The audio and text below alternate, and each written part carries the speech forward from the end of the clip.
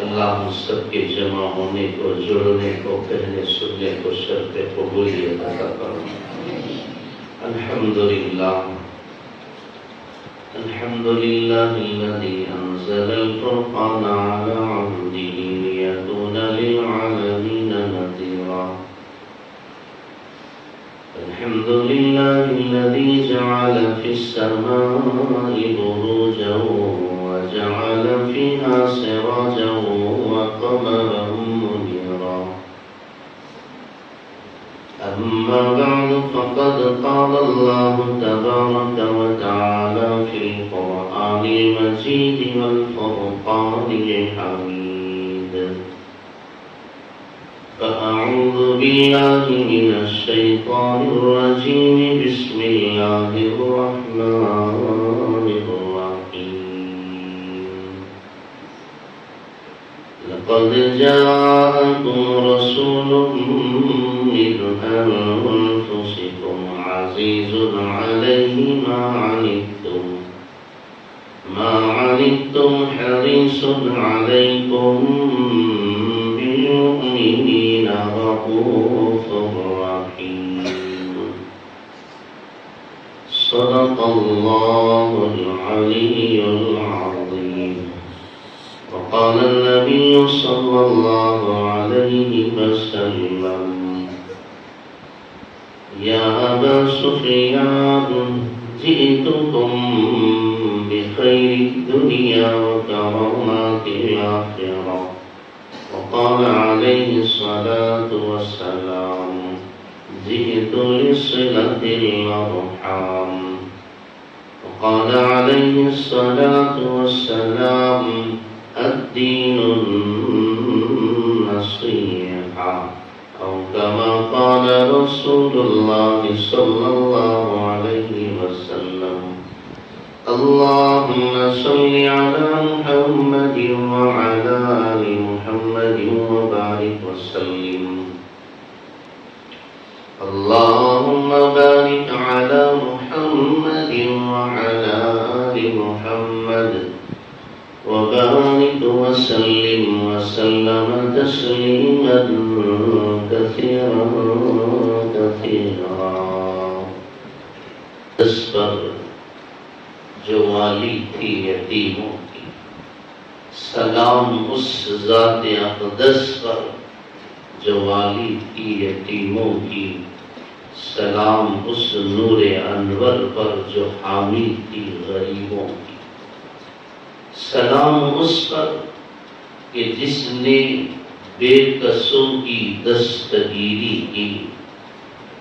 سلام اس پر کہ جس نے بادشاہی میں فقیری کی. سلام اس پر کہ جس نے خون کے پیاسوں کو قبائیں دی. قبا کہتے ہیں چادر کو. سلام اس پر کہ جس نے خون کے پیاسوں کو قبائیں دی. سلام اس پر کہ جس نے گالیاں کھا کر بھی دعائیں دی. سلام اس پر کہ جس نے اسرار محبت سمجھائے. سلام اس پر کہ جس نے زخم کھا کر پھول برسائے. سلام اس پر کہ جس کے گھر چاندی تھی نہ سونا تھا. سلام اس پر کہ جس کے گھر چاندی تھی نہ سونا تھا. سلام اس پر کہ ٹوٹا بوریا جس کا بچھونا تھا. واجب الاحترام حضرات علماء کرام و ائمہ اعظام و بزرگان محترم و نوجوانان اسلام اور عزیز طلباء، میں سب سے پہلے اللہ رب العزت کی بارگاہ میں سجدہ شکر ادا کرتے ہوئے میرے اور آپ کے آقا کائنات کی سب سے عظیم اور اعلیٰ ہستی امام المرسلین سید الاولین والآخرین، شفیع المذنبین، انیس الغریبین، رحمت للعالمین، طہ و یاسین، احمد مجتبی، محمد مصطفیٰ صلی اللہ علیہ وسلم کی خدمت اعلیٰ و اقدس میں ہدیہ درود و سلام پیش کرتے ہوئے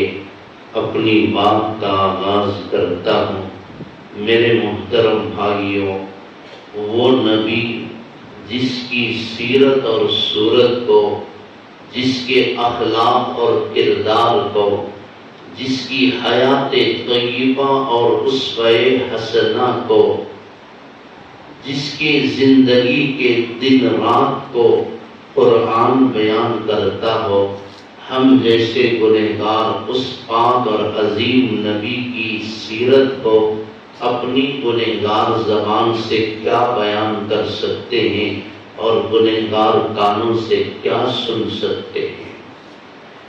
جس نبی کے چہرے انور کی اللہ قرآن میں قسم اٹھاتا ہو، والضحیٰ، اے میرے حبیب صلی اللہ علیہ وسلم، مجھے قسم ہے تمہارے چہرے انور کی، واللیل اذا سجا، جس نبی کی کالی اور سیاہ زلفوں کی قسم اللہ کھاتا ہو، قرآن میں جس کا ذکر ہو، اے میرے حبیب صلی اللہ علیہ وسلم، مجھے قسم ہے آپ کی سیاہ زلفوں کی۔ جس نبی کے رخ انور کو دیکھ کر کئی کافروں نے کلمہ پڑھا ہو کہ یہ پاک اور مقدس نورانی با رونق چہرہ کسی جھوٹے نبی کا نہیں ہو سکتا، اس نبی کی سیرت و صورت کو ہم کیا بیان کر سکتے ہیں؟ جس نبی کی یہ شان ہو، وہ عزت ہو، ابھی طالب علم نے عربی زبان میں جو تقریر کی، اس کا خلاصہ یہ تھا کہ رسول اللہ صلی اللہ علیہ وسلم ایسے تو بہت سارے معجزات لے کر آئے، بہت ساری اللہ تعالیٰ نے آپ کو خوبیاں، فضیلتیں، عزتیں، عظمتیں، شرافتیں، کرامتیں دے کر روانہ فرمایا، لیکن میرے محترم نوجوان بھائیوں، مکے کے کافروں نے آپ کے معجزات کو دیکھ کر کلمہ کم پڑھا ہے، قرآن کو اترتا دیکھ کر مکے کے کافروں نے ایمان کم لایا ہے، اور فرشتوں کو اترتا دیکھ کر مکے کے کافروں نے اسلام کم قبول کیا ہے۔ اسلام اور ایمان اس وقت مکے کے کافروں کو نصیب ہوا جب اللہ کے رسول صلی اللہ علیہ وسلم مکہ کو فتح فرماتے ہیں اور ایک عاجزی اور انکساری کا اظہار کرتے ہوئے متواضع بن کر، سر کو جھکا کر، آپ اونٹنی پر تو سوار ہیں لیکن آپ کی پیشانی اونٹ کے کوہان سے لگ رہی ہے، سر جھکا ہوا ہے، بڑی عاجزی کے ساتھ آج اللہ کا رسول صحن حرم میں داخل ہوتا ہے۔ آج مکے کے وہ تمام کافر کھڑے تھے جنہوں نے کبھی نعوذ باللہ میرے اور آپ کے آقا حضرت محمد مصطفیٰ صلی اللہ علیہ وسلم کو گالیاں دی تھی، آج صحن حرم میں وہ ظالم بھی کھڑے تھے جنہوں نے نعوذ باللہ حضور اکرم صلی اللہ علیہ وسلم کو دیوانہ، پاگل، شاعر، مجنون کہا تھا۔ آج صحن حرم میں وہ ظالم بھی سر جھکائے کھڑے تھے جنہوں نے نعوذ باللہ آپ کے گریبان کو چاک کیا تھا۔ آج صحن حرم میں وہ ظالم بھی کھڑے تھے جنہوں نے نعوذ باللہ آپ کے چہرے انور پر تھوکا تھا۔ آج مکے کے صحن حرم میں کعبے کے سامنے وہ مجرم بھی اپنی سزا کے انتظار میں کھڑے تھے جنہوں نے بلال حبشی کو مکے کی تنگ اور پتھریلی زمین پر، ریتیلی زمین پر، گرم زمین پر آگ کہ انگاروں کی طرح تپتی زمین پر ان کے گلے میں توق ڈال کر ننگی پیٹھ ان کو گھسیٹا تھا، آج صحن حرم میں وہ سب ظالم مجرم دشمن کھڑے ہوئے تھے جنہوں نے میرے اور آپ کے آقا حضرت محمد مصطفیٰ صلی اللہ علیہ وسلم کو بڑی بے دردی سے مکے سے نکالا تھا، آج اللہ کا رسول صحن حرم میں داخل ہوا، سب کھڑے ہیں سر جھکائے۔ آپ نے پوچھا تمہیں پتا ہے کہ تم جانتے ہو کہ آج میں تمہارے ساتھ کیا معاملہ کرنے والا؟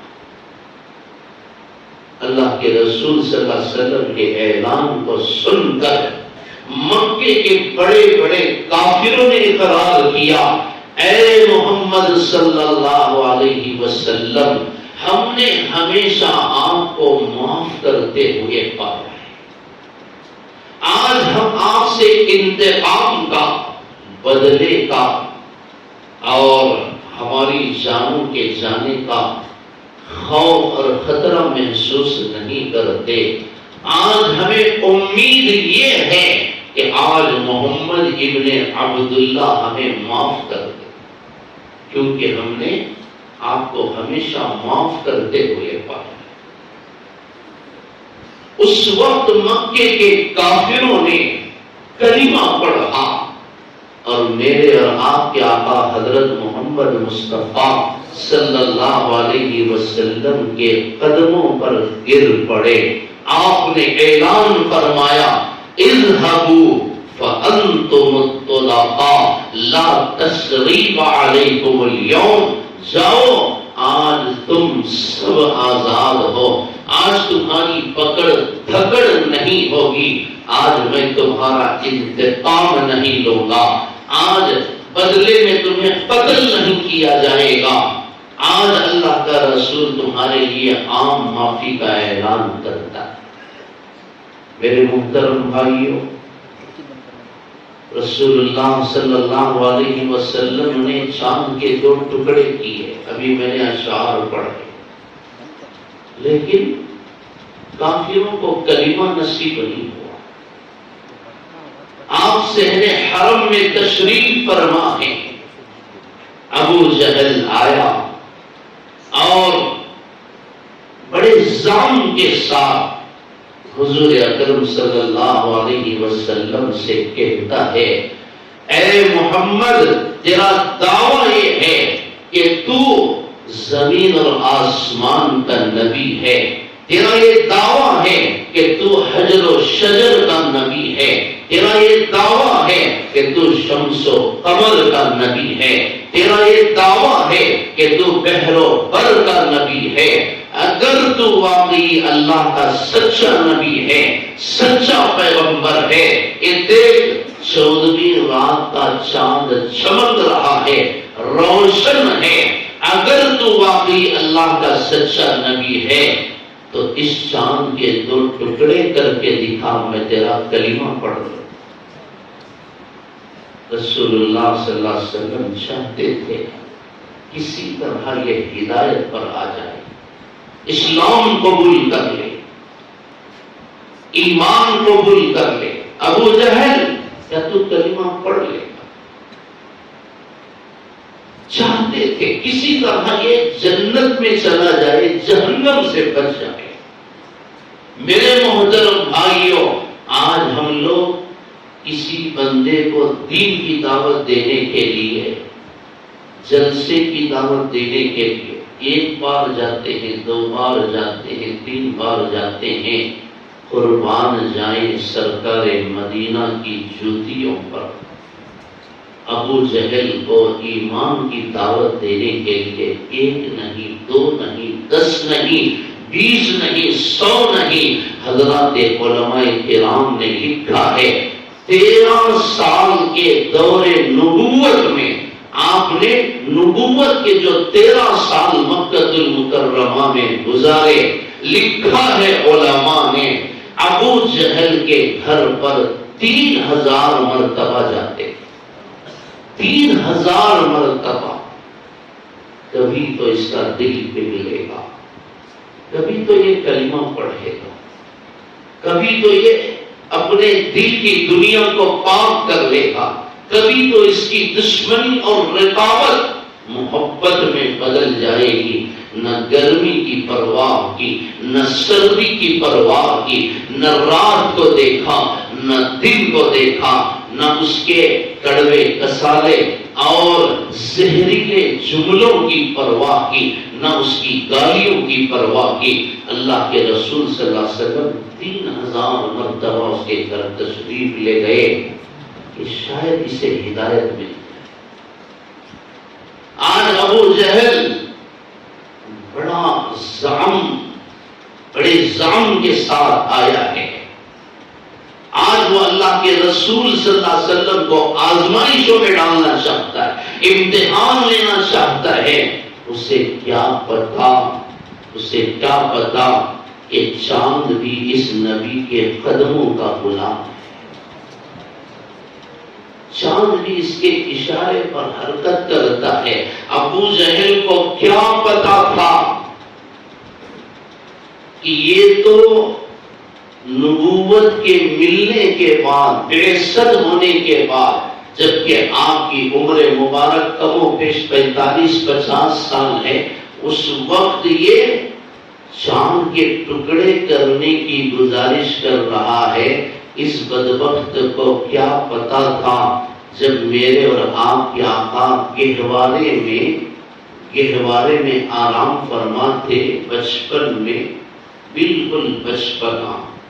حضرت عباس رضی اللہ تعالیٰ عنہ فرماتے ہیں کہ یا رسول اللہ صلی اللہ علیہ وسلم، میں بچپن ہی سے آپ کی عظمتوں کا قاری تھا۔ چچا جان وہ کیسے؟ یا رسول اللہ صلی اللہ علیہ وسلم، میری آنکھوں نے دیکھا جب آپ چھوٹے سے بچے تھے، دودھ پیتے بچے، ابھی ماں کے پیٹ سے پیدا ہوئے تھے، آپ گہوارے میں تھے۔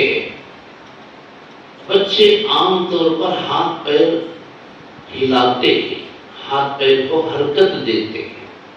یا رسول اللہ صلی اللہ علیہ وسلم، میری آنکھوں نے دیکھا جب آپ اپنے ہاتھ پیر کو ہلاتے تھے، اللہ کی قسم آپ کے ہاتھ اور پیر کے اشارے پر حرکت پر چاند کی حرکت کرتا، چاند بھی ہلتا تھا۔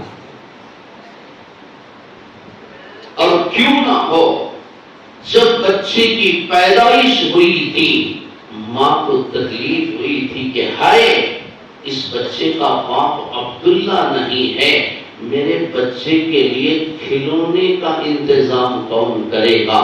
غیب سے ندا آئی کہ اے آمینہ فکر نہ کر، آنسو نہ بہا، پریشان مت ہو، میری عزت اور جلالت کی قسم، اگر تیرا بچہ کھیلنا چاہے تو دنیا کے کھلونوں سے نہیں، چاند کو میں اس کے انگلی کے اشارے پر نچوا دوں، تیرے بچے کے لیے میں چاند کو کھلونا بنا دوں گا، مجھے فکر کرنے کی ضرورت نہیں ہے۔ اے آمینہ فکر نہ کر، جس رب نے تیرے بچے کو یتیم بنا کر پیدا کیا ہے، وہی ذات تیرے بچے کی پرورش کرے گی۔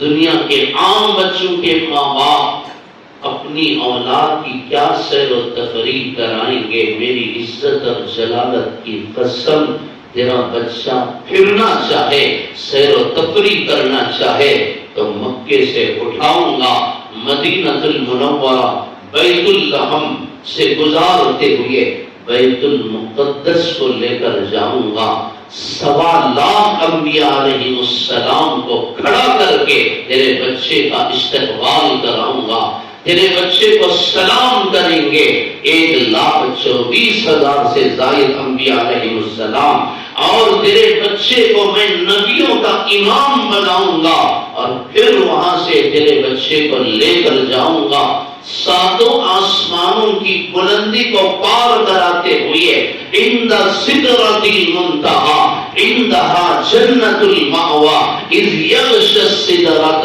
ما یغشی ما زاغ البصر وما طغى لقد رأى من آیات ربه الکبریٰ فکان قاب قوسین او ادنیٰ۔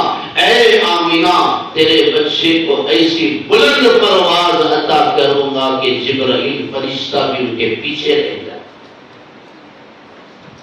عرش معلیٰ پر بٹھا کر تیرے بچے کی دل جوئی کر۔ آمینہ فکر نہ کر، تیرا بچہ مکے کی گلیوں سے گزرے گا، انسان تو انسان، مکے کے کالے پہاڑوں کے کالے پتھر بھی تیرے بچے کو الصلاۃ والسلام علیک یا رسول اللہ سلام کریں گے۔ مکے کے درختوں کا ہر پتا تیرے بچے کو سلامی دے گا۔ مستقبلہ حجر ولا شجر ولا مدر الا قال الصلاۃ والسلام علیک یا رسول اللہ۔ پتھروں سے تیرے بچے کو سلامی دلواؤں گا، فکر نہ کر۔ یہ بچہ بڑی شان کے ساتھ آیا ہے، بڑی عزتوں کے ساتھ آیا ہے۔ غرض ابو جہل کو کیا پتا تھا؟ چاند تو اس بچے کے بچپن سے اس کے در کا غلام ہے۔ غرض آپ نے پوچھا ابو جہل کلمہ پڑھ لے؟ ہاں ضرور۔ بس انگشت شہادت صعد الشجر نطق الحجر شق القمر بإشارتہ، بس انگلی سے اشارہ کرنا تھا، حکم نہیں دیا کہ اللہ کے حکم سے دو ٹکڑے ہو جا، بس انگلی کا اشارہ کافی تھا۔ چاند آدھا ادھر گرا آدھا ادھر گرا، لیکن ابو جہل نے کلمہ نہیں پڑھا، ہدایت نصیب نہیں ہوئی۔ جو ماں کے پیٹ سے بدبختی لے کر آئے ہوں ان کو ہدایت کہاں سے ملے گی؟ جو روز ازل سے بدبخت بن کر آئے ہوں، جن کی فطرت میں جن کے مقدر میں اللہ نے عالم ارواح میں بدبختی لکھ دی ہو، ان کو ہدایت کہاں ملے گی؟ کہنے لگا محمد تو کتنا بڑا جادوگر ہے، نعوذ باللہ تو کتنا بڑا جادوگر ہے، تیرا جادو تو آسمانوں پر بھی چل جاتا ہے۔ ایک اور موقع تھا، ابو جہل ہاتھ میں کنکریاں لے کر آئے، میں نے اشعار پڑھے، دشمنوں کی محفل میں ایک عجیب ہلچل ہے، کنکری کو جب آقا لا الہ پڑھاتے ہاتھ میں کنکریاں چھپا کر آیا، آپ تشریف فرمائیں، اس کے ساتھی بھی ساتھ میں ہیں، ہمیشہ اوباشوں بدبختوں جاہلوں اور ظالموں معاشرے کے فتین لوگوں کے ساتھ ایک ٹولہ ہمیشہ رہتا ہے، اس کے حق میں نعرے لگاتے ہوئے، جی حضوری کرتے ہوئے، چاپلوسی کرتے ہوئے، چمچہ گیری کرتے ہوئے، ہر دور میں رہے ہیں، آج بھی ہیں، قیامت تک رہے۔ چند اوباش جمع ہو جاتے ہیں، کسی بھی ایک ظالم کے پیچھے چل پڑتے ہیں۔ ابو جہل بھی آج اپنے ساتھیوں کے ساتھ آیا ہے، ہاتھ میں کنکریاں چھپا کر لایا ہے، اور آ کر بڑے زعم کے ساتھ کہتا ہے محمد تیرا دعویٰ ہے کہ تو زمین پر بیٹھ کر آسمان کی خبریں سناتا ہے، تو زمین پر بیٹھ کر جنت کی خبریں دیتا ہے، میں تیرے سامنے کھڑا ہوں، یہ میرا ہاتھ ہے، بتا میرے اس ہاتھ کے اندر کیا چھپا کر میں لایا؟ تیرے سامنے کھڑا، بڑا مختصر فاصلہ ہے، تیرا یہ دعویٰ ہے کہ تو آسمانی خبریں دیتا ہے، عرش معلیٰ سے تیرے پاس خبریں آتی ہیں، میں سامنے کھڑا ہوں، بتا میرے ہاتھ میں کیا ہے؟ آپ نے پوچھا کیا کلمہ پڑھ لے گا؟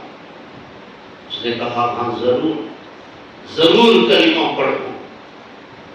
رسول اللہ صلی اللہ علیہ وسلم نے صرف اتنا فرمایا، ابو جہل میں کہوں یا وہ خود کہے جو تیرے ہاتھ میں ہے، اتنا کہنا تھا، کنکریوں نے کلمہ پڑھنا شروع۔ ابو جہل کنکریاں اٹھا کر آپ کے چہرے پر پھینک کر چلا جاتا ہے، تو کتنا بڑا جادوگر ہے، تو نے پتھروں پر بھی جادو کر ایمان نہیں لایا، اسلام قبول نہیں کیا۔ میدان بدر میں اترتے فرشتوں کو دیکھا، اسلام ان کو نصیب نہ ہوا۔ قرآن کے نزول کو انہوں نے دیکھا لیکن کلمہ نہیں پڑھا۔ آج مکے کے کافر مجبور ہیں اللہ کے رسول صلی اللہ علیہ وسلم صحن حرم میں کھڑے ہو کر فتح مکہ کے موقع پر عام معافی کا اعلان فرما دیتے ہیں، جاؤ آج میں نے تم سب کو معاف کر دیا۔ بڑے بڑے کافر آئے اور قدموں پر گر پڑے، اے اللہ کے رسول آج ہم کہاں جائیں، آج ہم کہاں جائیں گے؟ آپ کے اخلاق کی تلوار نے ہمارا قتل کر دیا، آج ہمیں پوری دنیا کے اندر سوائے آپ کے قدموں کے کہیں اور پناہ نہیں نظر آتی، امن نہیں ملتا۔ اے اللہ کے رسول، اے محمد ابن عبداللہ، ہمیں بھی اپنے قدموں سے جڑا لیجئے، آپ کی غلامی کا تاب ہمارے گلے میں بھی ڈال دیجئے، ہمیں بھی کلمہ پڑھا دیجئے۔ ہم نے آپ کو اتنا ستایا، اتنا تنگ کیا، اتنا پریشان کیا، آپ کو ہم نے مکے سے نکالا، وہ کیا ذلت ہوگی میرے محترم بھائیوں۔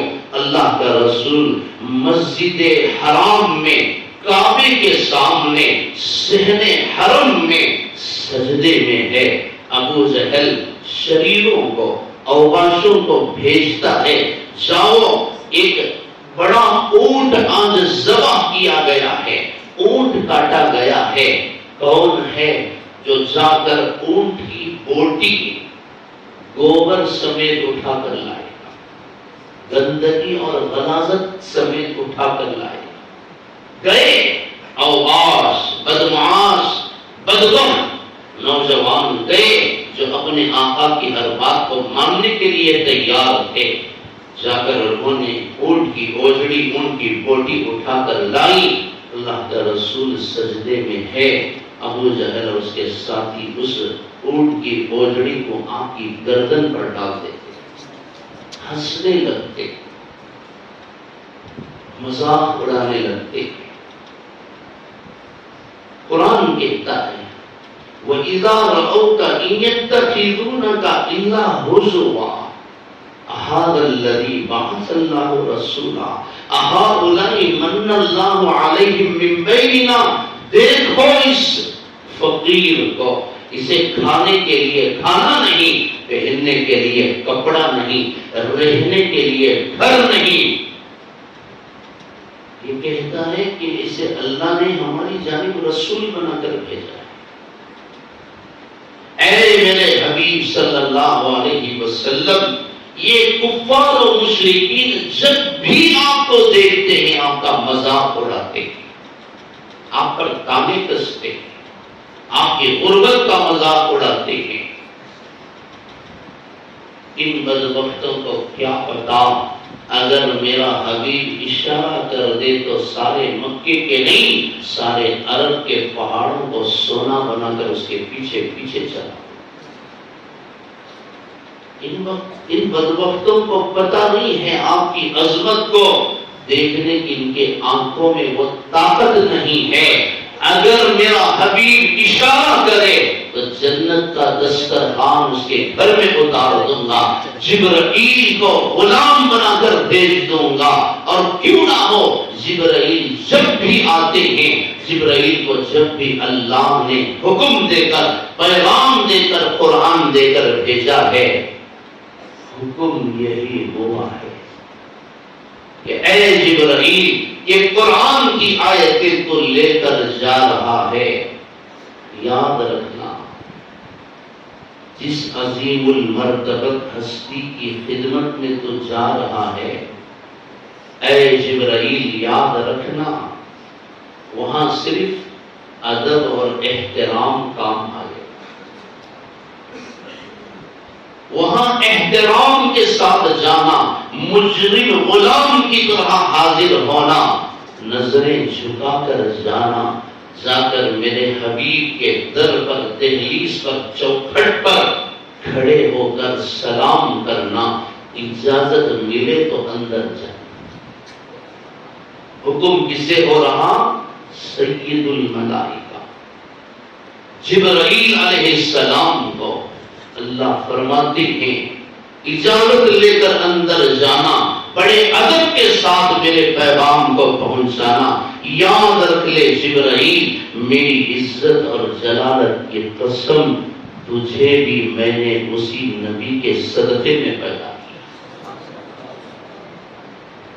اگر وہ نہ ہوتے تو بھی نہ۔ میں جانتا ہوں کہ تو فرشتوں کا سردار ہے، لیکن تیری سرداری اس کی جوتیوں پر۔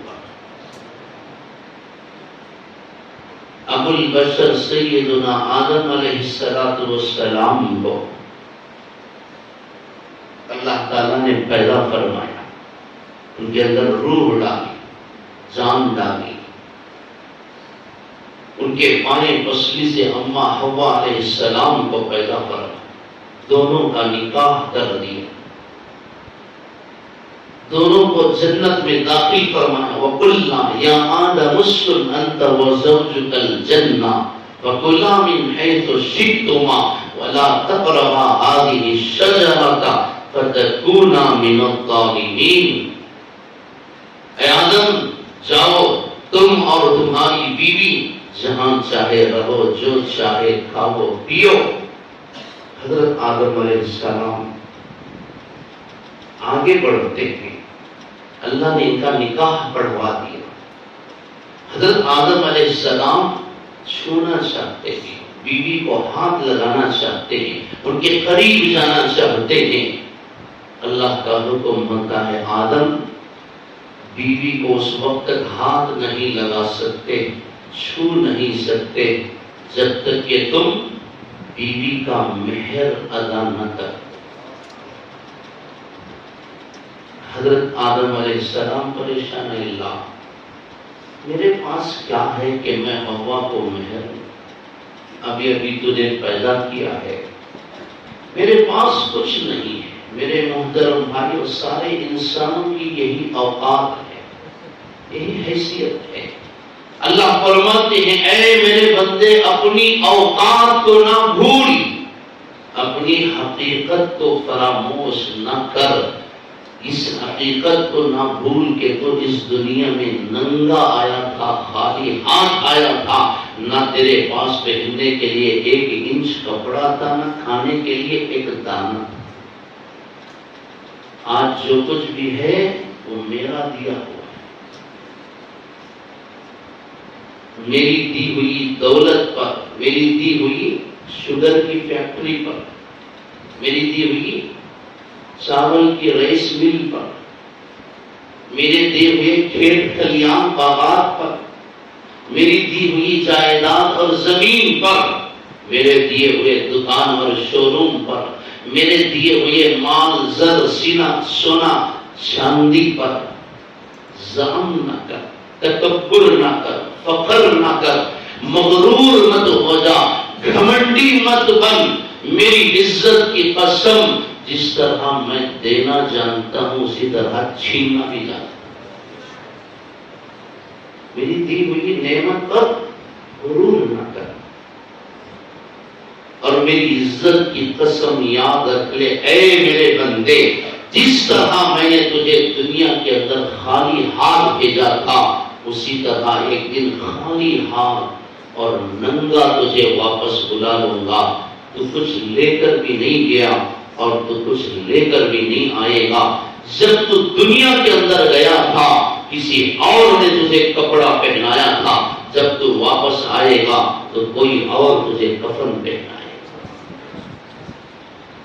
اپنی اوقات کو یاد رکھ، اپنی حقیقت کو نہ بھول۔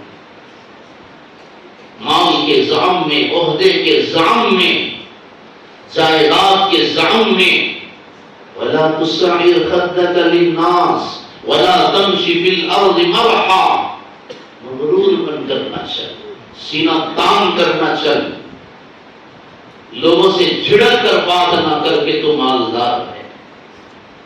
اپنی اوقات کو یاد رکھ۔ حضرت آدم علیہ السلام نے عرض کیا، اللہ میرے پاس کچھ نہیں، اپنی بے بسی کا اظہار کیا۔ اللہ کا حکم ہوتا ہے، غور سے سننا۔ حضرت شاہ عبدالحق محدث رحمت اللہ علیہ لکھتے ہیں، اے آدم، تیری بیوی کا مہر ادا کرنے کے لیے تیرے پاس کچھ نہیں ہے، چل اے آدم میرے حبیب حضرت محمد مصطفیٰ صلی اللہ علیہ وسلم پر 3 مرتبہ درود پڑھ دے، تیرا مہر ادا ہو جائے۔ کتنی مرتبہ؟ 1 مرتبہ زور سے پڑھیں درود۔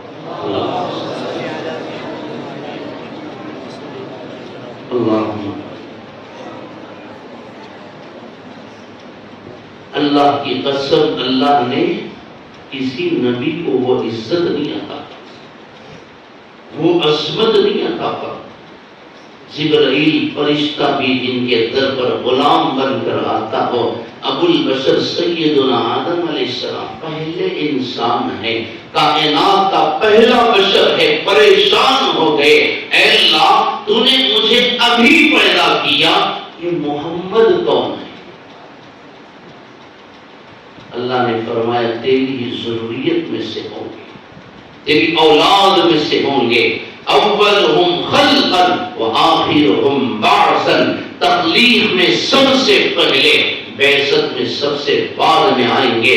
میری عزت اور جلالت کی قسم، اے آدم تجھے بھی میں نے اسی نبی کے صدقے میں پیدا کیا ہے، اگر محمد نہ ہوتے تو بھی نہ ہوتا۔ میرے محترم بھائیوں، ہم بڑے خوش نصیب ہیں، اس نبی کی امت میں اللہ نے ہم کو پیدا کرنا۔ صرف نام لے لینے سے، درود پڑھ لینے سے، سلام پڑھ لینے سے کچھ نہیں، جب تک کہ اللہ کے رسول صلی اللہ علیہ وسلم کی سیرت کو نہ اپنائیں۔ سال میں 1 مرتبہ جلسہ سیرت النبی صلی اللہ علیہ وسلم منا لینے سے سیرت کا حق ادا نہیں ہو سکتا۔ صرف زبانی محبت کا اظہار کرنے سے عاشق رسول نہیں ہو جاتا۔ اللہ کے یہاں کسی کی رشتہ داری نہیں ہے۔ آپ جانتے ہیں جب اللہ کے رسول صلی اللہ علیہ وسلم کی ولادت ہوئی ہے، آپ کو تعجب ہوگا، سب سے پہلی میلاد منانے والا، سیرت کا جلسہ کرنے والا، نبی کی پیدائش پر خوشی کا اظہار کرنے والا وہ کوئی اور نہیں، وہ ابو لہب ہے۔ اس نے محبت کا اظہار کیا۔ محبت اطاعت کا سبب پڑھاتی ہے۔ اگر تو محبت کرتا ہے تو اطاعت بھی کر، جب تو اولیاء کا نام لیتا ہے تو اولیاء کا کام بھی کر۔ جب اولیاء سے محبت کا تو اظہار کرتا ہے تو اولیاء کے کام کو بھی دیکھ، ان کے زہد کو بھی دیکھ، ان کے تقوی کو دیکھ، ان کی طہارت کو دیکھ، ان کے کردار کو دیکھ، ان کے اخلاق کو دیکھ کر زندگی گزار۔ شیخ عبد القادر جیلانی رحمت اللہ علیہ سے مجھے اور آپ کو محبت ہے، اور زبان سے محبت کا ہم اظہار کرتے ہیں۔ اور ذرا دیکھیں کہ اللہ نے اس ولی کو کیا عزت عطا فرمائی، نبی کے اس غلام کو کیا عظمت عطا فرمائی۔ 7 سال کی عمر کا بچہ ہے، ماں بچے کو مدرسے کے لیے رخصت کرتی ہے، خانقاہ کی طرف بھیجتی ہے۔ یہ بچہ جیلان سے نکلا ہے، بغداد کو پہنچنا چاہتا ہے۔ ماں بچی کو بلاتی ہے اور بچے کے آستین میں 40 درہم رکھ کر اسے سل دیتی ہے اور بچے کو بھیجتے ہوئے، بچے کو سفر پر روانہ کرتے ہوئے ماں نصیحت کرتی ہے کہ بیٹا زندگی میں کوئی بھی آفت آ جائے، مصیبت آ جائے تو بیٹا یاد رکھنا کہ تیری ماں کا قول ہے، نصیحت ہے، بیٹا کبھی جھوٹ نہ بولنا، کبھی جھوٹ نہ بولنا۔ کچھ دور چلے، قافلے پر ڈاکوؤں کا حملہ ہو، سارے قافلے کو لوٹ لیا۔ ایک ڈاکو اس بچے کو دیکھتا ہے، بڑا نورانی چہرہ، بڑا خوبصورت بچہ ہے، اس کے چہرے سے، اس کے ذرے ذرے سے نور ٹپکتا ہے، اور کیوں نہ ہو یہ بچہ اولیاء کا سردار جو ہے۔ ڈاکو نے پوچھا بیٹا تیرے پاس کیا ہے؟ بچے نے کہا چچا جان میرے پاس 40 درہم۔ اچھا کہاں؟ یہ دیکھیے چچا جان، یہ میری آستین کے نیچے۔ بڑی حیرت ہوئی ڈاکو کو، وہ اپنے سردار کے پاس بچے کو لے کر پہنچا۔ سردار لیجئے اس بچے سے ملاقات کیجئے، یہ بچہ مجھے کچھ اور نظر آتا ہے، یہ انسانی شکل میں یہ فرشتہ نظر آتا ہے، یہ بچے کی حالت کچھ اور ہے، اس کی عظمت کچھ اور ہے، لیجئے اس سے ملاقات کی۔ سردار نے پوچھا بیٹا تیرے پاس کیا ہے؟ بچے نے کہا چچا جان 40 درہم۔ کہاں ہے بیٹا؟ آستین کے۔ ڈاکوؤں کے سردار نے نکالا 40 درہم۔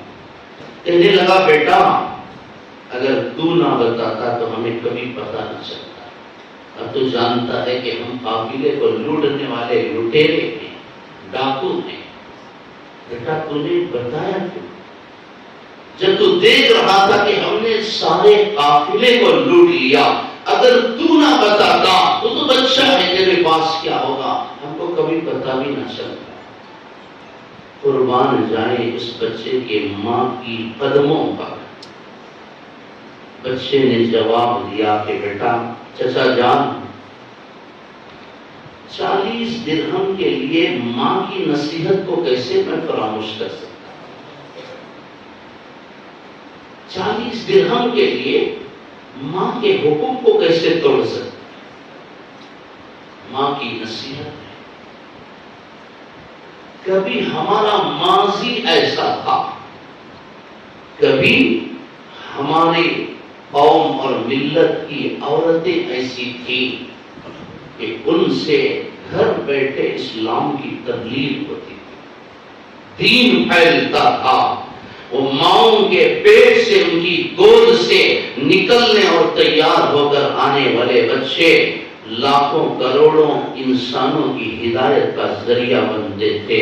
اور آج کی قسم پرسی دیکھیے، آج کی بے بسی دیکھیے۔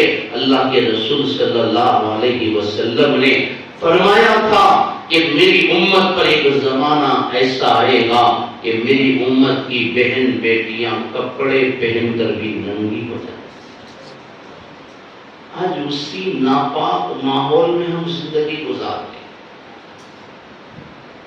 جب عورتیں بے حیا بن کر، تنگ لباس پہن کر، سینے کو کھلا رکھ کر، بالوں کو کھلا رکھ کر، لپسٹک لگا کر، زیب و زینت کر کے، بن سور کر، اوباشوں اور بدمعاشوں اور بدبختوں کی بے حیا آنکھوں کی زینت کا سامان اور ان کے سیر و تفریح کا سامان بن جاتی ہیں۔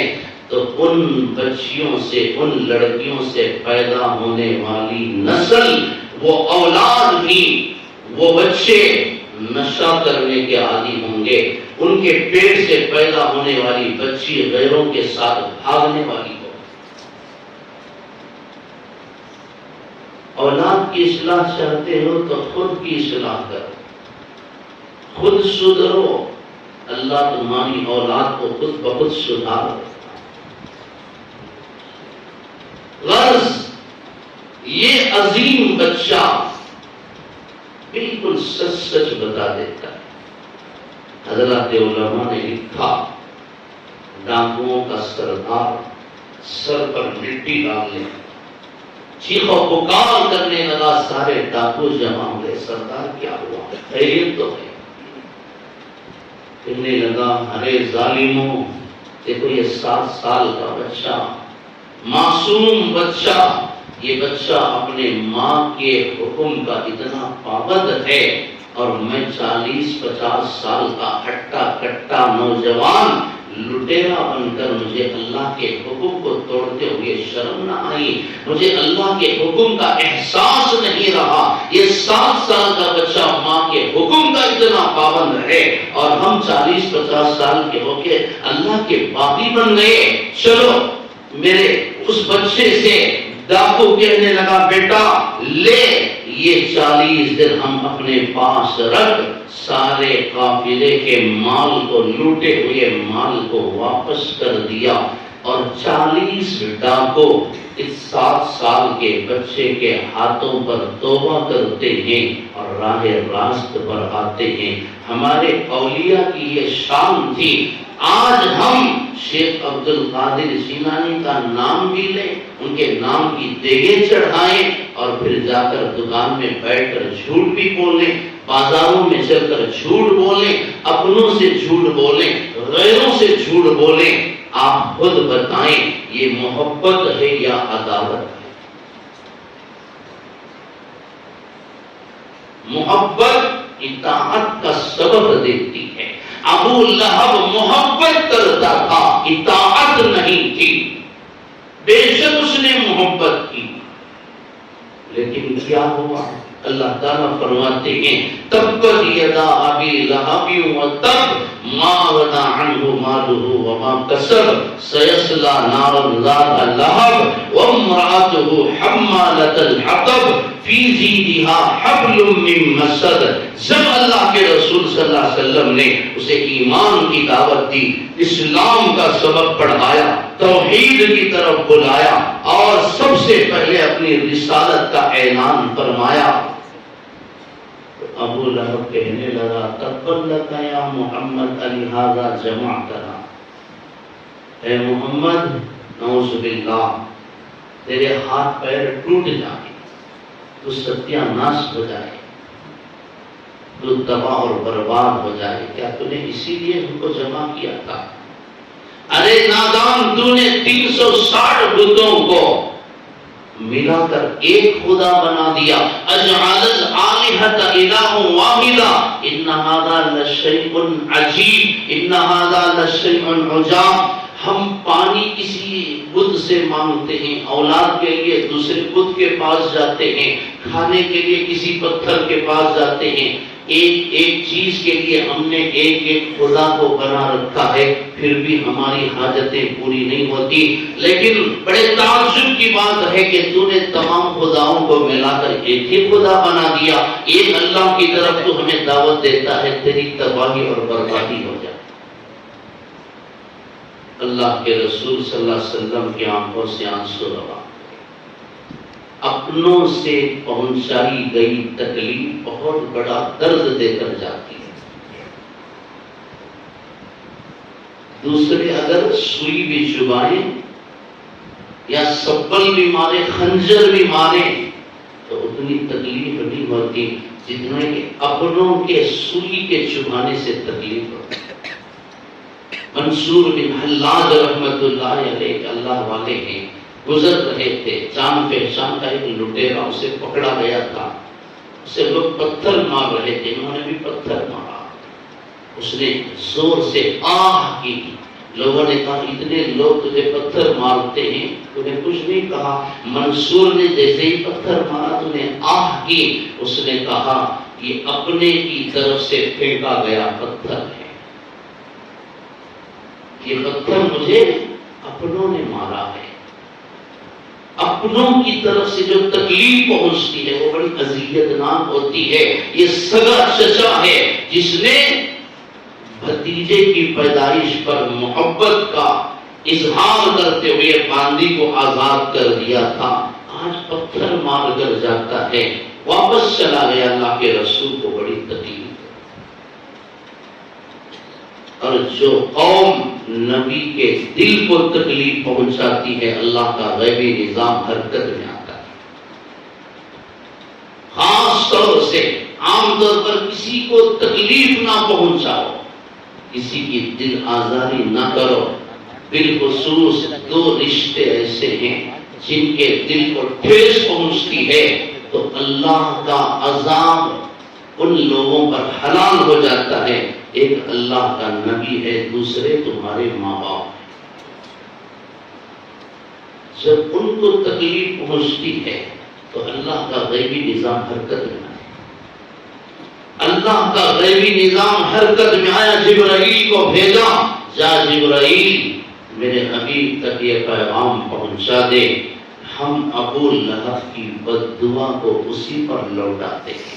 تو میرے حبیب کو بد دعا دیتا ہے، تباہی اور ہلاکت کی خواہش کرتا ہے، چل تبت یدا ابی لہب وتب، ابو لہب کے ہاتھ پیر ٹوٹ گئے، وہ تباہ اور برباد ہو گیا۔ میری عزت کی قسم، ما اغنی عنہ مالہ وما کسب، اب اس تباہی سے، اس بربادی سے اور اس ہلاکت سے نہ تیرا مال بچا سکتا ہے، نہ تیری اولاد تجھے بچا سکتی ہے۔ یہ تو دنیا کا عذاب ہے، آخرت میں بھی تجھے دردناک عذاب میں مبتلا کر۔ اللہ نے قرآن کو اتار دیا، اللہ سے کوئی رشتہ داری نہیں ہے۔ ابو لہب چچا ہے، عربی ہے، ہاشمی ہے، مکی ہے، اور اللہ کے رسول کی ولادت پر خوشی منانے والا ہے، میلاد کرنے والا ہے، لیکن اس کی یہ محبت اسے اللہ کے عذاب سے نہیں بچا سکتی، اس لیے کہ محبت تو کرتا تھا لیکن اطاعت نہیں۔ محبت سے صرف کام نہیں چلتا۔ بہت سارے لوگوں سے محبت کرتے، زبانی محبت، کبھی عہدہ حاصل کرنے کے لیے، کبھی ووٹ حاصل کرنے کے لیے، کبھی مال حاصل کرنے کے لیے، چاپلوسی، جی حضوری، چمچا گیری کرنے والے لوگوں کی آج کوئی کمی نہیں ہے۔ اور اس سے آگے بڑھے حضرت ابو طالب، جنہوں نے اللہ کے رسول کا اتنا ساتھ دیا، جب تک اللہ کے رسول نہیں آتے تھے کھانا نہیں کھاتے تھے۔ ابو طالب آپ سے اتنی محبت کرتے تھے، جب تک ابو طالب زندہ رہے کوئی کافر آپ کو ہاتھ نہیں لگا سکتا تھا۔ جس دن چچا ابو طالب کا انتقال ہوا ہے، اللہ کے رسول نے فرمایا کہ میری زندگی کا سب سے غمگین سال ہے، میرے باپ کے مثال، میرے باپ کے برابر میرے چچا کا انتقال ہوا ہے۔ آخری وقت میں نزا کی کیفیت میں ابو طالب مبتلا ہوئے، اللہ کے رسول صلی اللہ علیہ وسلم آتے ہیں، روتے ہوئے گزارش کرتے ہیں، چچا جان زور سے نہ سہی، زور سے نہ سہی، آہستہ سے میرے کان میں ایک مرتبہ کلمہ پڑھ لیجئے، اللہ کی قسم قیامت کے دن آپ کا ہاتھ پکڑ کر جنت میں لے کر چلا۔ ایک مرتبہ اللہ نے ہدایت دی، محبت تو تھی، فرمانے لگے بیٹا میں جانتا ہوں کہ تو سچا ہے، تیری نبوت سچی ہے، تیری رسالت سچی ہے، تیرا قرآن سچا ہے، تیرا پیغام سچا ہے، تیری شریعت سچی ہے، تیری سیرت سچی ہے، اور تو سچوں میں سچا نبی ہے۔ کہ بیٹا ناک کٹا نہیں سکتی، اخترت النار علی العار، مرتے مرتے بتوں کو دھوکہ نہیں دے سکتا۔ لوگ نشانہ دیں گے کہ مرتے مرتے ابو طالب اپنے خداؤں کو دھوکہ دے کر چلا گیا. بیٹا میں نے آگ پر نار کو اختیار کر لیا، میں شرمندہ ہونا نہیں چاہتا، آگ میں جل جانا مجھے بہتر ہے. اللہ کے رسول کو بڑی تکلیف. قرآن آیا انک لا تہدی من احببت ولکن اللہ یہدی من یشاء. اے میرے حبیب صلی اللہ علیہ وسلم آپ فکر نہ کریں، ابو طالب کے حق میں ہدایت تو نہیں تھی. میرے محترم بھائیوں، رشتہ داری اللہ کے نزدیک کسی کا حسب اور نسب نہیں ہے. ان اکرمکم عند اللہ اتقاکم. تم میں اللہ کے نزدیک عزت دار وہ ہے جو تقوی والا ہے، ایمان کی اسلام کی زندگی گزارتا ہے. ادھر آئیں، بلال حبشی رضی اللہ عنہ ہے. معراج کے سفر سے اللہ کے رسول واپس آتے، بلال حبشی سامنے آئے تو آپ ان کو دیکھ کر رونے لگے. پوچھا بلال تیری کیا نیکی ہے، آخر تو کیا کرتا ہے، تیرا کیا عمل ہے؟ یا رسول اللہ اس سے بڑی نیکی کیا ہے کہ میں آپ کے قدموں سے جڑا ہوں، آپ کا غلام ہوں. اس سے بڑی نیکی کیا ہے؟ بلال مبارک ہو تجھے، تو اللہ کا وہ نیک بندہ ہے. جنت میں نے تیرے جوتیوں کی آواز کو سنا ہے. جنت الفردوس میں تو مجھ سے آگے آگے چلتا ہے. حیثیت کیا ہے؟ غلام کی ہے، کالے ہیں، حبشی ہیں. اللہ کے رسول سے ایمان کا رشتہ ہے، خونی رشتہ نہیں ہے. ادھر ابو لہب ابو طالب خونی رشتہ رکھتے ہیں. اللہ فرماتے ہیں ایمان کا رشتہ سب سے اونچا رشتہ ہے. کلمے کا رشتہ، کلمے کی نسبت سب سے اونچی نسبت ہے. اسی لیے اللہ نے نوح علیہ السلام سے کہا جب بیٹا ڈوبنے لگا، غرق ہونے لگا، وَنَادَى نُوحٌ رَبَّهُ فَقَالَ رَبِّ إِنَّ ابْنِي مِنْ أَهْلِي وَإِنَّ وَعْدَكَ الْحَقُّ وَأَنْتَ أَحْكَمُ الْحَاكِمِينَ. اے اللہ میرا بچہ میری آنکھوں کے سامنے ہلاک ہو رہا ہے، اسے بچا لے. اللہ نے فرمایا قَالَ يَا نُوحُ إِنَّهُ لَيْسَ مِنْ أَهْلِكَ. اے نوح یہ تمہارا بیٹا نہیں ہے، خونی رشتہ ضرور ہے، لیکن اے نوح انہ عمل غیر صالح، اس کا عمل اچھا نہیں ہے. عمل غلط ہو گیا تو نبی کا بیٹا ہونے کی نسبت بھی اللہ کے عذاب سے بچا نہیں سکتی. خبردار پھر سے بچے کو بچانے کی دعا نہ کرنا، ورنہ میری آنکھوں میری نظروں سے تم گر جاؤ. لوط کی بیوی کو نبی کی بیوی ہونے کی نسبت بچا نہیں سکی. کیوں؟ عمل ٹھیک نہیں تھا. نوح کی بیوی نبی کی بیوی ہونے کا رشتہ اور وہ نسبت اسے اللہ کے عذاب سے نہیں بچا سکی. بلال حبشی کو وہ عزت. حضور صلی اللہ علیہ وسلم جنت الفردوس میں چل رہے ہیں، سیر و تفریح فرما رہے ہیں، قرآن کے تلاوت کی آواز سنائی دیتی ہے. آپ ٹہرتے ہیں، غور سے کان لگا کر سنتے ہیں. آپ کو محسوس ہوا کہ یہ آواز حارثہ بن نعمان کی ہے. حارثہ بن نعمان کی ہے.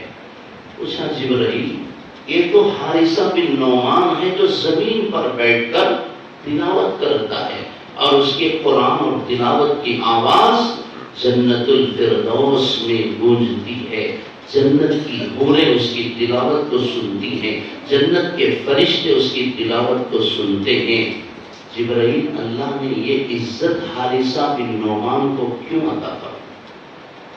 غور سے سننا میرے نوجوان بھائی. وہ تہجد گزار، انہوں نے یہ نہیں کہا کہ تہجد گزار ہے، انہوں نے یہ نہیں کہا کہ وہ حافظ قرآن ہے، عالم دین ہیں.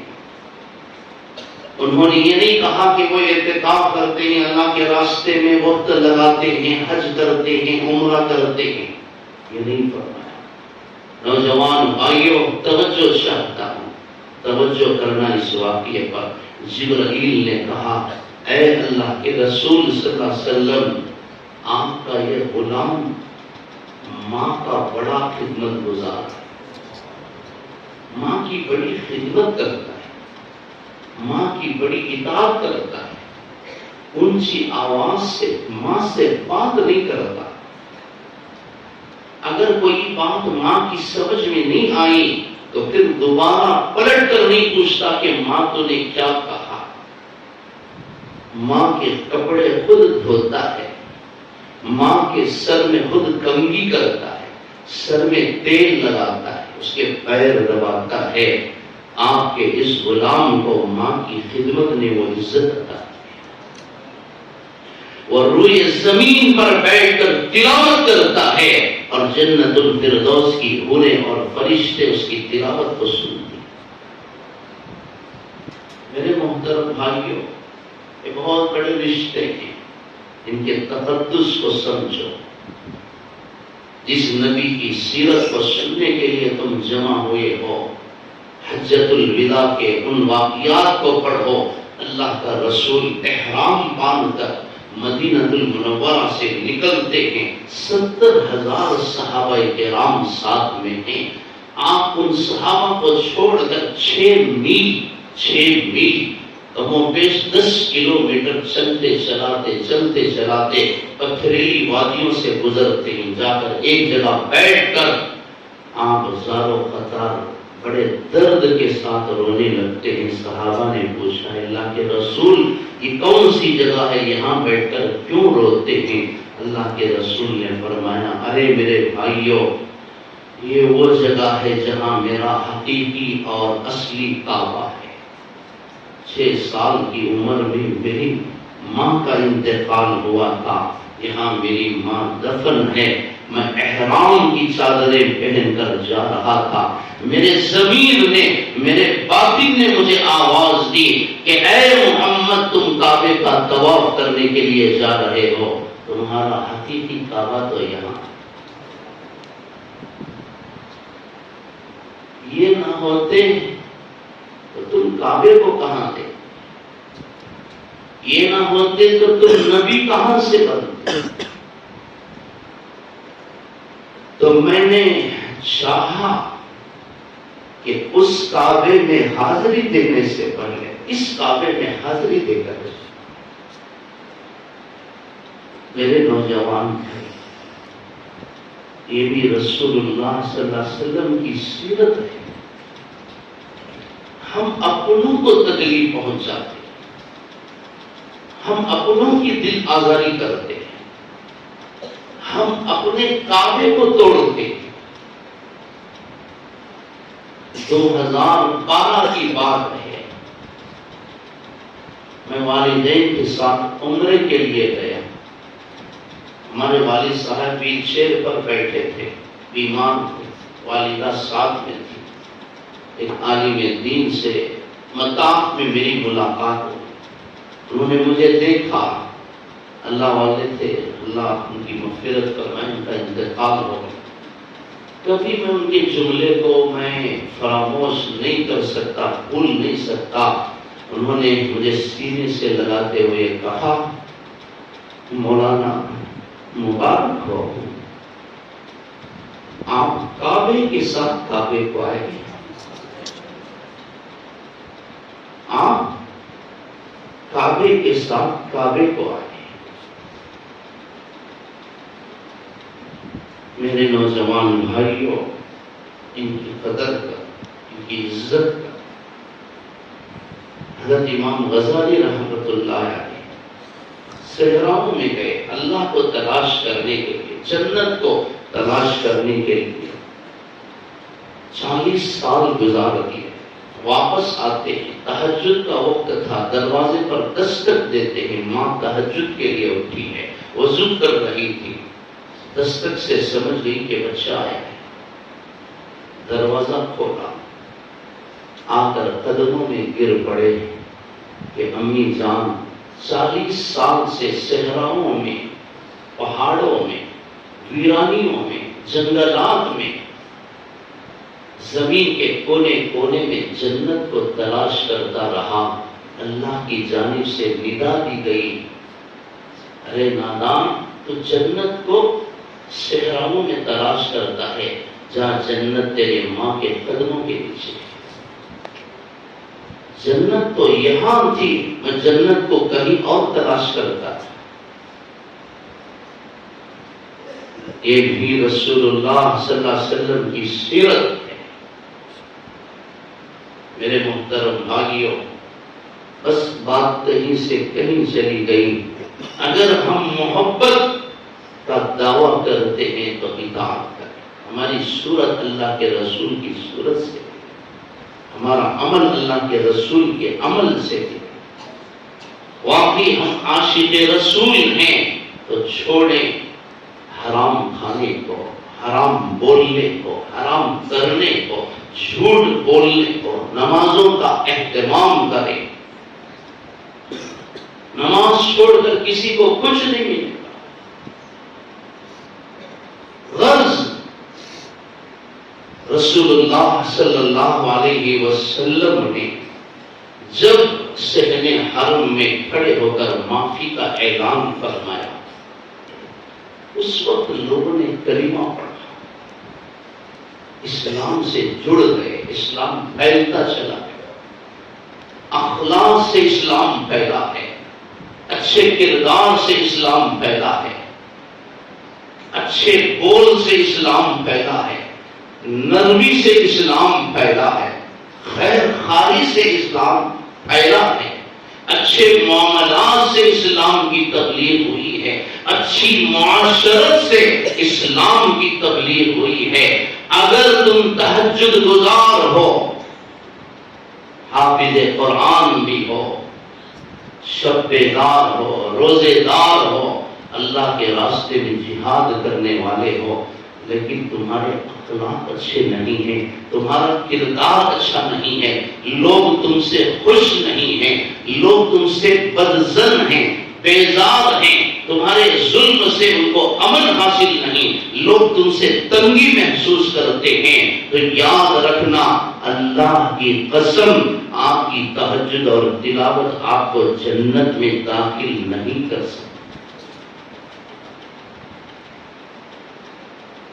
مدینہ المنورہ میں منافقین پیدا ہو گئے، منافقین کا بڑا سردار۔ آخری واقعہ کہہ کر اپنی بات ختم کرنا۔ منافقین کا بڑا سردار عبداللہ ابن ابی بن سلول اتنی تکلیف پہنچائی، اتنی پریشانیاں اس نے دی، بڑی تکلیف ہوئی اسلام اور مسلمانوں کو اس بدبخت سے، لیکن بیٹا بڑا مطیع فرمانبردار اور عاشق رسول تھا، عاشق صادق تھا، محب رسول تھا، اللہ کے رسول صلی اللہ علیہ وسلم کی فرمودات پر مر مٹنے والا تھا۔ ہر انسان کا ایک دور ہوتا ہے، انتظار کرو، آج کے ظالموں کا بھی انشاءاللہ برا وقت آئے گا۔ آج وہ عروج پر ہیں، تم دیکھو گے جو ظالم آج فرعون بن کر بیٹھے ہیں، اللہ ان کو ایسے ذلیل کرے گا کہ کتے بھی ان کی ناش پر پیشاب نہیں کریں گے۔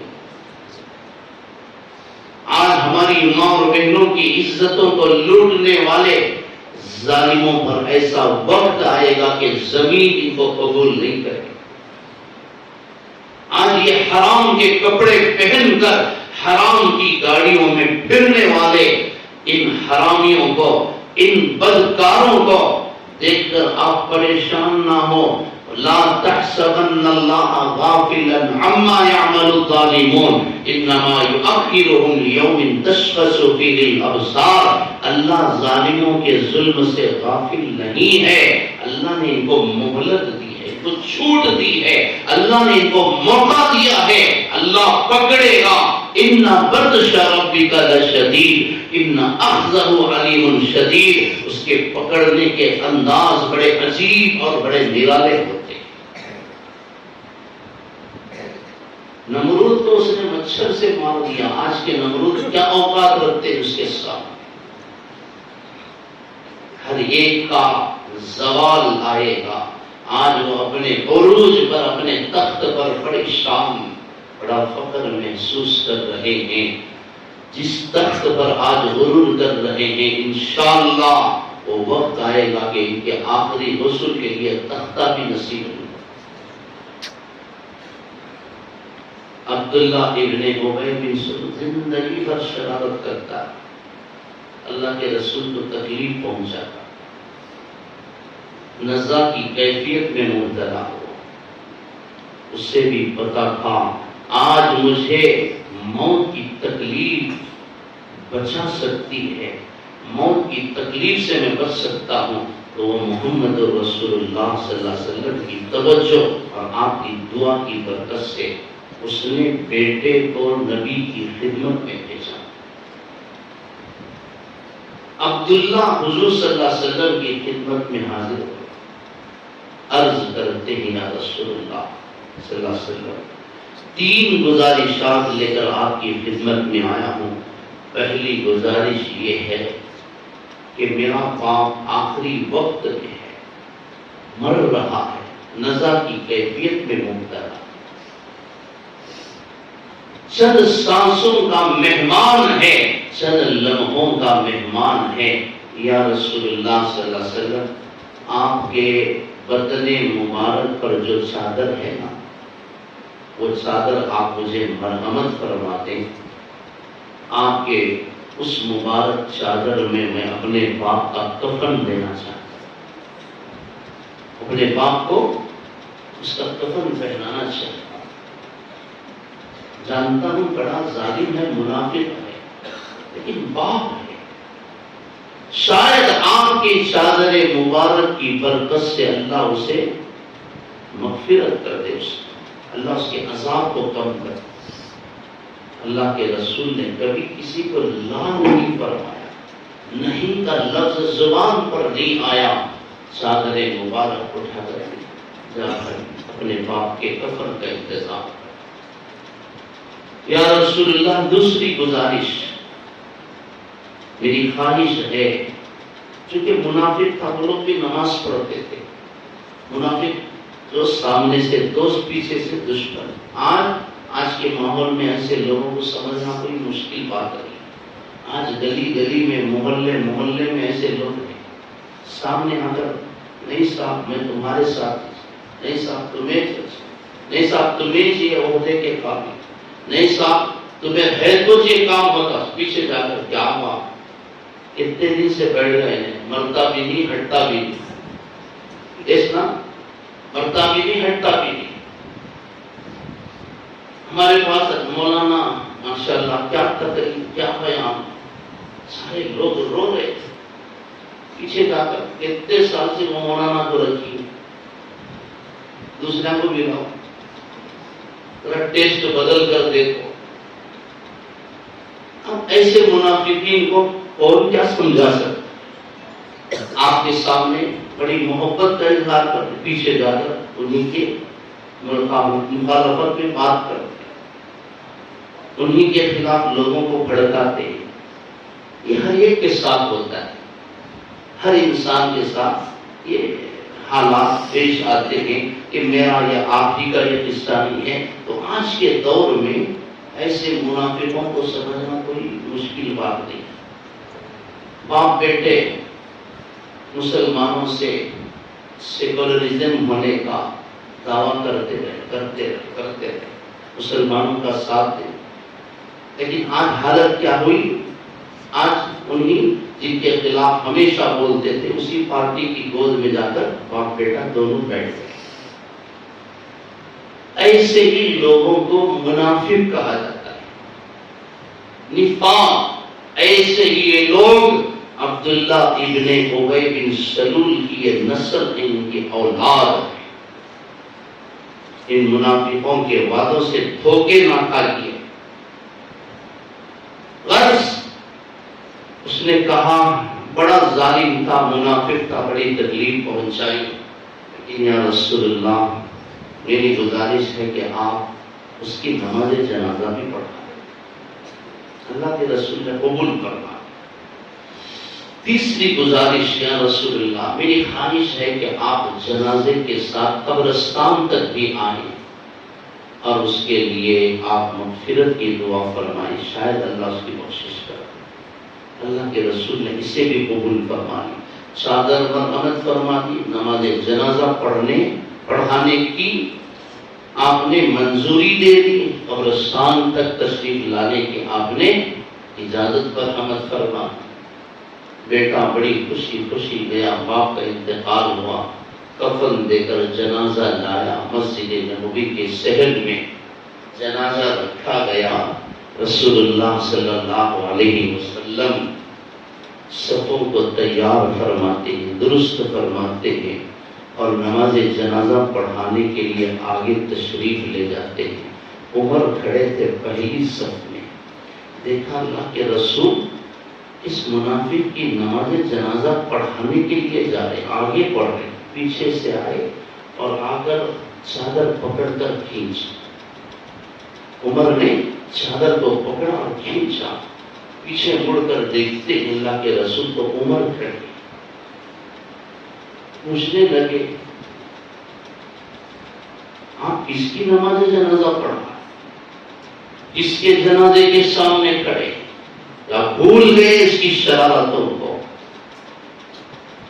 کیا آپ نے فراموش کر دیا اس نے امت کی سب سے پاکیزہ طاہر مطہر تقدس والی ماں کے دامن تقدس پر، اس نے عائشہ رضی اللہ عنہا کے دامن تقدس پر گندگی کے چھینٹے اس نے اڑائی تھی، بدنام کیا تھا، زنا کا اس نے الزام لگایا تھا۔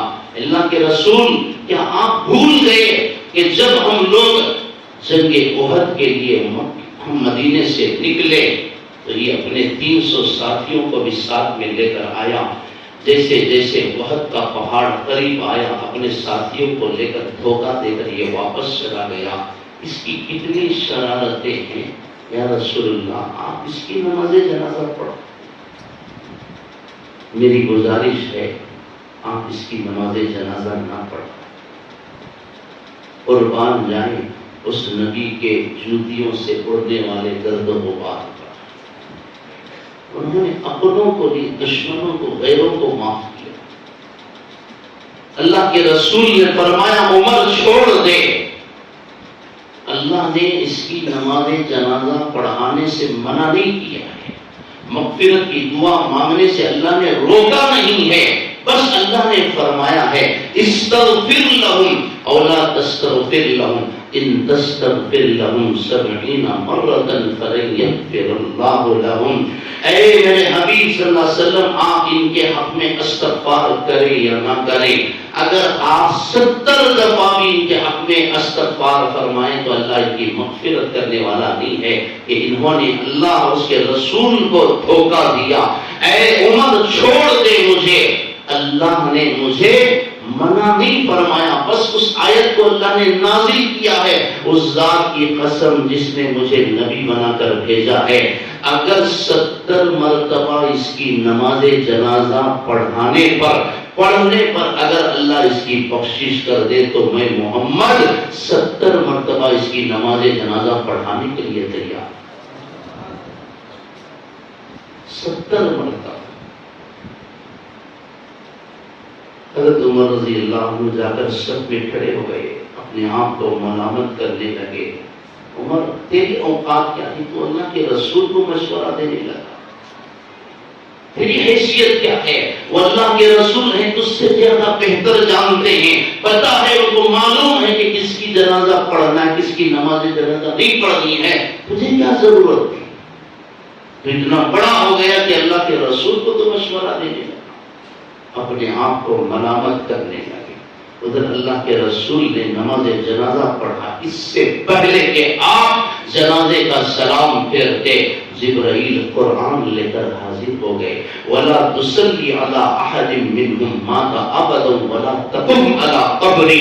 اے اللہ کے حبیب صلی اللہ علیہ وسلم، اللہ تبارک و تعالیٰ نے عمر کی رائے کو قرآن بنا کر اتارا ہے۔ اللہ فرماتے ہیں آئندہ سے آپ کسی منافق کی، مشرک کی نماز جنازہ نہیں پڑھیں۔ حضور صلی اللہ علیہ وسلم تشریف لائے، رو رہے، عمر اپنے آپ پر افسوس کرنے لگے، اللہ کے رسول کے آنکھوں سے آنسو ہیں، میں نے بہت تکلیف پہنچائی ہے اللہ کے رسول کو، معافی مانگنے لگے، اللہ کے رسول مجھے معاف کر دیجیے، مجھ سے گستاخی ہے۔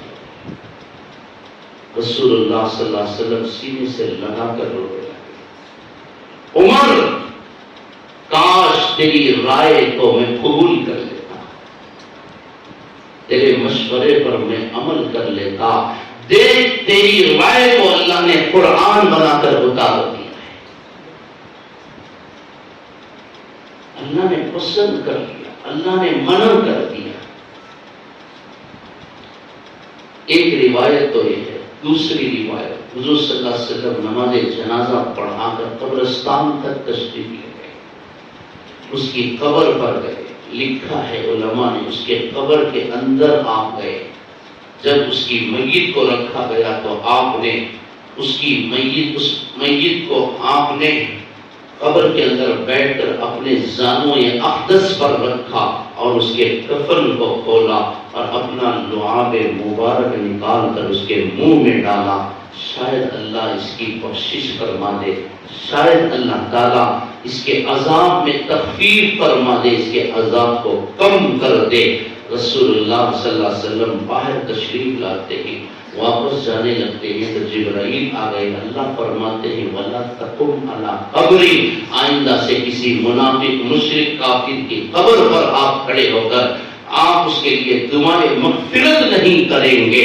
لیکن میرے دوستوں، میرے محترم بھائیوں، جب اللہ کے رسول صلی اللہ علیہ وسلم یہ عمل فرما کر مسجد نبوی تشریف لے جاتے ہیں، چونکہ منافقوں کا یہ سردار تھا، سردار گرو گھنٹاؤں کا انتقال ہوا تھا، سارے منافق آئے ہوئے تھے، انہوں نے دیکھا اللہ کے رسول کے اس طرز عمل کو، جانتے تھے کہ ہمارے سردار کی شرارتیں کیا تھیں، اس نے اللہ کے رسول کو کتنا تکلیف پہنچایا ہے، اس کی شرارتوں سے وہ واقف تھے، لیکن اس کے باوجود اللہ کے رسول نے، محمد صلی اللہ علیہ وسلم نے اس کے ساتھ ایسا حسن سلوک فرمایا۔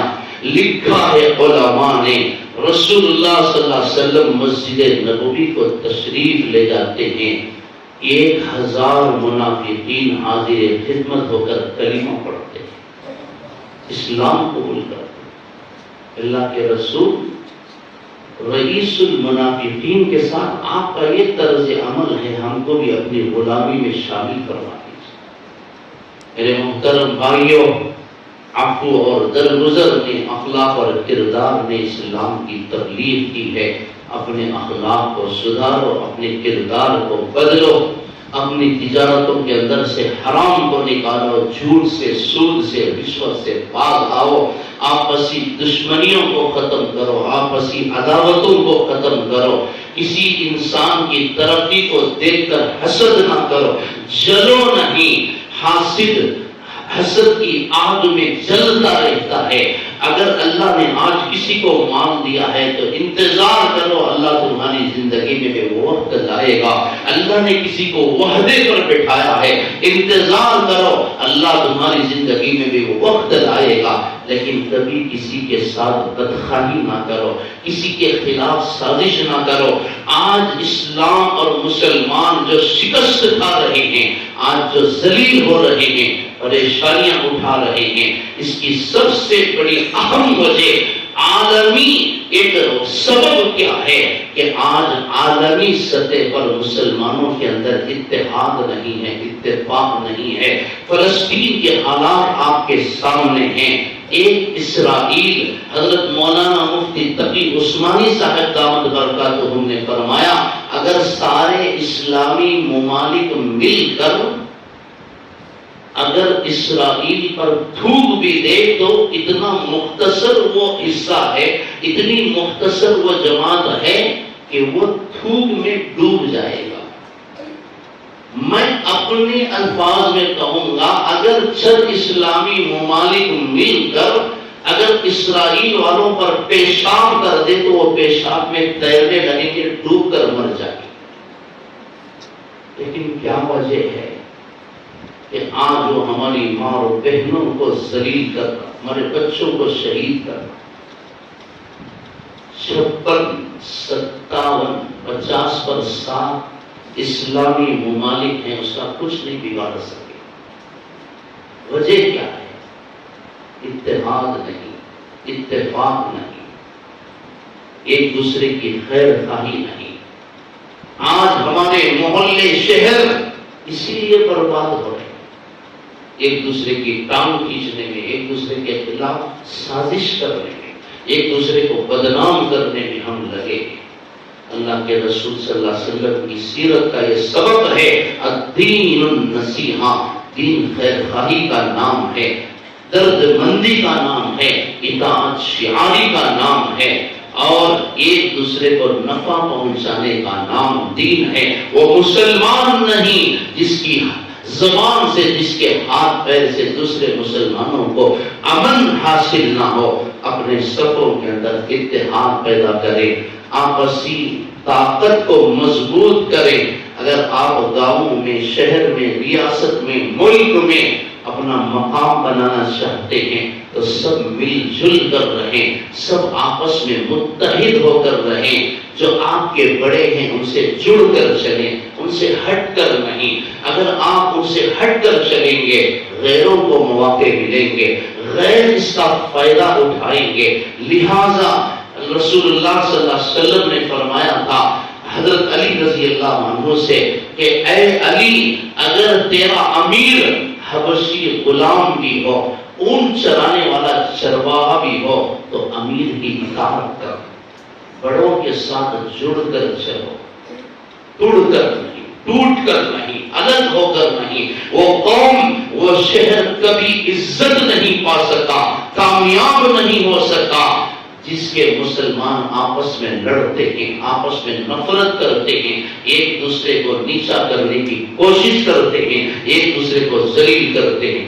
اللہ کرے آپ کا یہ شہر آباد ہو، یہاں کے مسلمان متحد ہوں۔ اللہ کرے کہ حضرت محمد مصطفیٰ صلی اللہ علیہ وسلم کا بچپن دور حاضر کے بچوں کو نصیب ہو، آپ کی جوانی دور حاضر کے جوانوں کو نصیب ہو، آپ کا بڑھاپا دور حاضر کے بوڑھوں کو نصیب ہو۔ اللہ تعالیٰ آپ تمام کو جزائے خیر عطا فرمائے۔ اتنی کثیر تعداد میں اتنی دیر سے آپ حضرات یہاں تشریف فرما ہے، اللہ آپ سب کو، ہم سب کو جزائے خیر عطا فرمائے۔